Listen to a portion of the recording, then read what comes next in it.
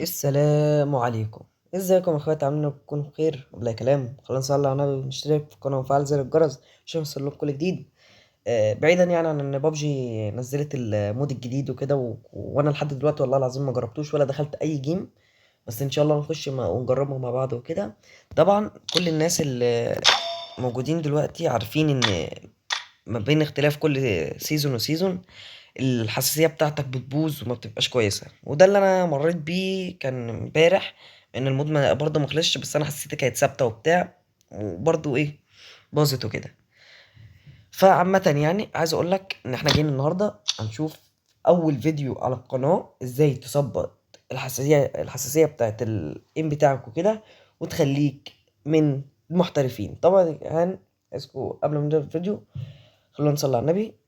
ولو ما بتصليش لازم تصلي. ويلا نخش مع فكرة الفيديو. يلا يا اخواتي، اول حاجة لو عايز ان انت تظبط الحساسية بتاعتك، ده لو مش اي حد عارفها، يعني لو ما حدش كتير يعرفها وكده. وانا برضه هديك الحساسية بتاعتي اول ما نخلص، وهقول لك ازاي تحطها وتركبها عندك وتعمل كل حاجة من الصفر. تمام؟ فخليك معايا وما تقدمش اي حاجة في الفيديو عشان تفهم كل حاجة من الاول. هنحمل الخريطة ونرجع لكم تاني. زي ما احنا شايفين ملاعب التدريب اديها اتحملت اهي. يلا نخش فيها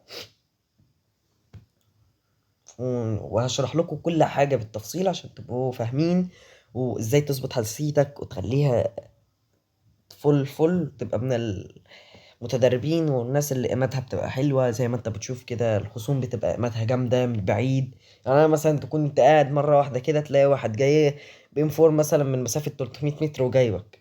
انا هخليلك ان شاء الله الام بتاعك يبقى زيها. انا عارف ان هو مش هيبقى زيها قوي، بس ده اللي انا اقدر عليه. وانت لو بتلعب 120، يعني مثلا من بداية 60 90 120، حسيتك هتبقى احسن واقوى مني، لان انا بلعب بالحساسية اقل منك وكده، فاهم؟ اول حاجة على طول هنشيل كل حاجة.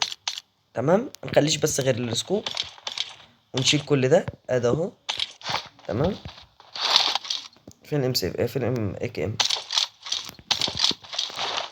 اهو. هنخلي بس اللي هو مخزن الذخيرة بس. تمام؟ ناخد السكوبات كلها عشان دي هي الايه اللي هتخلينا نعمل بقى كده. انا عارف ان بنجي زبالة، بس والله العظيم ما معرفش ليه هو لوحده كده اصلا. تمام؟ اول حاجة عندك هنا في الحساسية، حساسية الكاميرا، ودي الحساسية اللي بتخليك تحرك الام بتاعك ما بين كل خصم وخصم. وحساسية تانية اسمها حساسية الاي دي اس، ودي لازم تبقى اكيد عارفها ومفعلها، لان انت لو مش مفعلها مش هتعمل اي حاجة ولا هتخلي ايمك ظابط زي اللي هنشوفه ان شاء الله في اخر الفيديو كده. تمام؟ لازم تبقى مفعلها عشان دي اللي هتخليك الحساسية بتاعتك تبقى حساسية الهيد شوتات، زي ما انت بتشوف الناس بتجيبك وبتعمل حركات وكده. هي دي الحساسية بتاعت الاي دي اس وكده معناها يعني. تمام؟ فدي لازم هي اللي هنظبطها. انا هبدأ اول حاجة بسكوب 6، لان انا بحب العب بسكوب 6 مش عارف ليه. تمام؟ لازم اول حاجة، بصوا انا مش هقول لكم لان انا من البداية هنا لما ببقى قريب، بصوا ايه بيطلع، ايه ايه بيرفع. فانا دي مش عايزها انا. احنا عايزين امنا ايه يبقى ثابت يا جدعان. تمام؟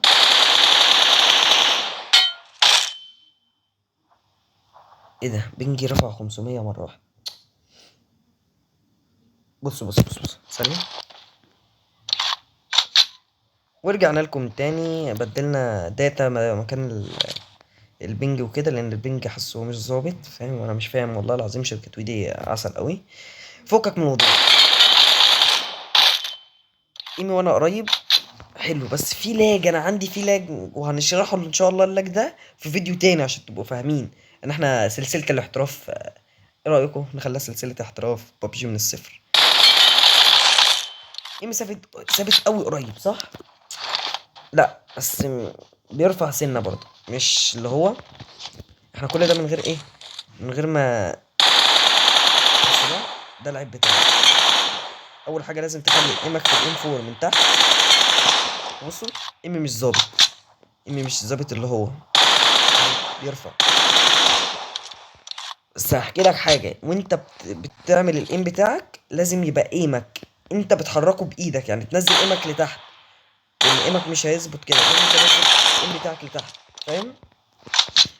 يعني مثلا نروح رايحين هنا ايه في الحساسيه وكده، دي مثلا دي حلوه بالنسبه لنا اهي، انا عجباني سرعتها حلوه.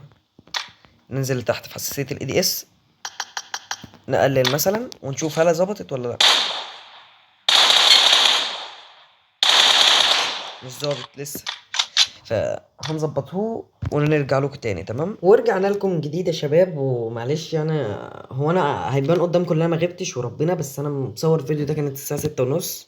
دلوقتي بقالي ساعه عمال اظبط في الحساسيه، ظبطت بس اللي عرفت اظبطه سكوب 6 لانه اكتر حاجه بلعب بيه، سكوب 4 مع اني مش بلعب بيه بس ظبطته، سكوب 3 وسكوب الهولو والريد دوت انا بالنسبه لي ثابتين لوحدهم، فاهم؟ وده عند اي حد،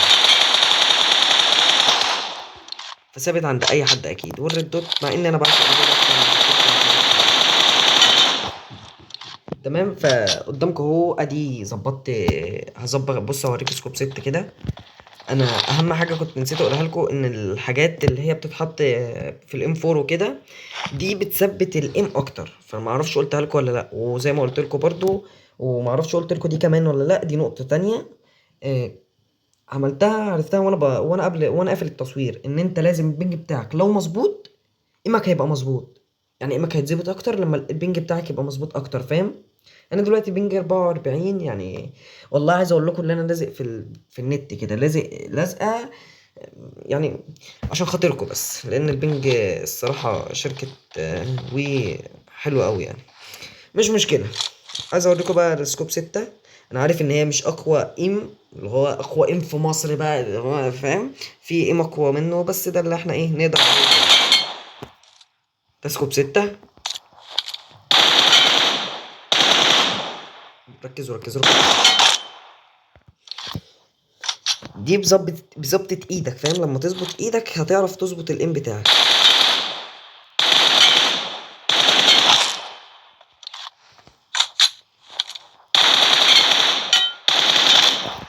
شايفين؟ وسكوب 2 بقى انا ما ظبطتوش الصراحة، لان اكيد مفيش حد بيلعب بيه وزي ما انتوا عارفين كده. سكوب 6 بقى على الاي كي ام. سكوب 6 على الاي كي ام. شايفين؟ بص هنا اللي انا عرفته، لازم في سكوب 4 تعمله على الاي كي ام كده، فاهم؟ استنى طيب، دي بس يحط الخوذة بتاعته. يلا. فاهم؟ سكوب 4 مش اللي هو في الاي كي ام، يعني مين بيلعب باي كي ام بسكوبات عالية يعني؟ زي ما انتوا شايفين اهو.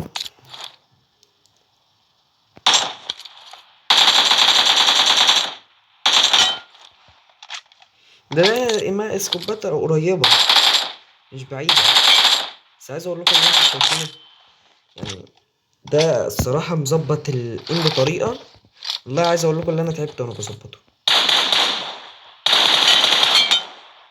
وعايز اقول لكم ان انتوا تحطوا الايم ناحية البطن.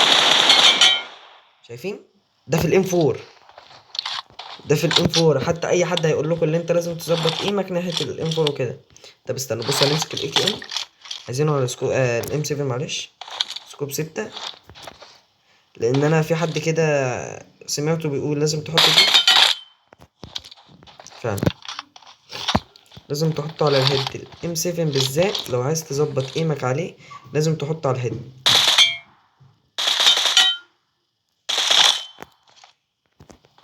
تعالوا نجرب سكوب 4.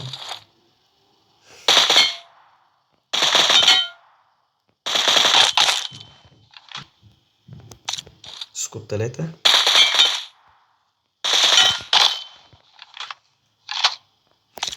اقوى ام في مصر ولا ادعو. تعالوا نجرب الاي جي، لان الاي جي برضو بيبقى صعب وكده. اي جي بيبقى الاي جي في الايمات بيبقى رخم بطريقه الصراحه، واكيد كل الناس عارفه ان الاي جي بيبقى رخم والام بتاعه مش ثابت. وهي الشهاده. شايفين؟ يا عمري. طب والله تاني، والله تاني، انا بحلف والله تاني، ان انا ايمي ما كانش ظابط بالطريقه دي في الاي جي.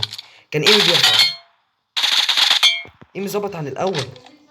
سامعين الهدات؟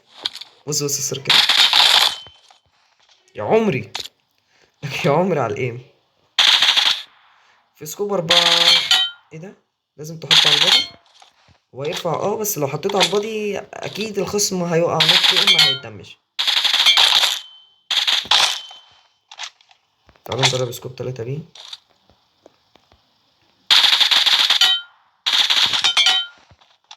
يا عمري لك اقوى ايه مريض، اقوى ايه مريض يا ولاد. تمام. عايز تعالوا بقى، عايز اوريكم بقى البتاع ده ازاي بتحطوا الايم عندكم. اول حاجه، انا لو عايز احمله انت في تحميل مخطط صح. تمام. اداره السحابه، شرك السحابه، احنا 4 اصابع اهو. ده الايم بتاعي. وبرضه هحطه لكم، اي حد يطلبه مني في التعليقات، يعني انا هحطه لكم في الديسكريبشن، واي حد برضه يطلبه مني هبعته له، وهو ياخد نسخه بقى ويحطه عنده يعني ويظبطه. تمام ان شاء الله. يعني انا لسه مصورتوش الصراحه، بس هحاول اعمل لكم جيم بلاي يكون رايق بالمود الجديد اللي انا لسه ما اعرفش عنه اي حاجه. تمام. ونجربه مع بعض وكده، نسخه ومشاركه. بصوا، لو انت بقى عايز تحط ال لو انت عايز تحط الايمات بتاعتي او الحاجات بتاعتي وكده، عايز اقولك اللي انت تدوس. بص شايف العلامة اللي هي عاملة زي البحث دي، تدوس عليها وتدوس حل رمز مشاركة مخطط الرمز، واهو حط كده وتدوس معاينة بس كده. وبعد ما تدوس معاينة في اهو، شفت بس ايه بقى قدامكم برضو اعملها معاينة اهو، المخطط بتاعي يجو مصر. غير رجعت اسمي يا رجالة. تمام. تمام. طب يا جدعان معلش، يعني المفروض كان في جيم بلاي وكده، بس انا ما يعني ابويا جه وقال لي ان احنا مسافرين وبتاع، فمش هعرف ان انا اعمل لكم جيم بلاي، فهنزل الفيديو كده بس معلش يعني. وانا اسف، وعايز اقول لكم لو ما تصليش لازم تصلي. والسلام عليكم ورحمة الله وبركاته.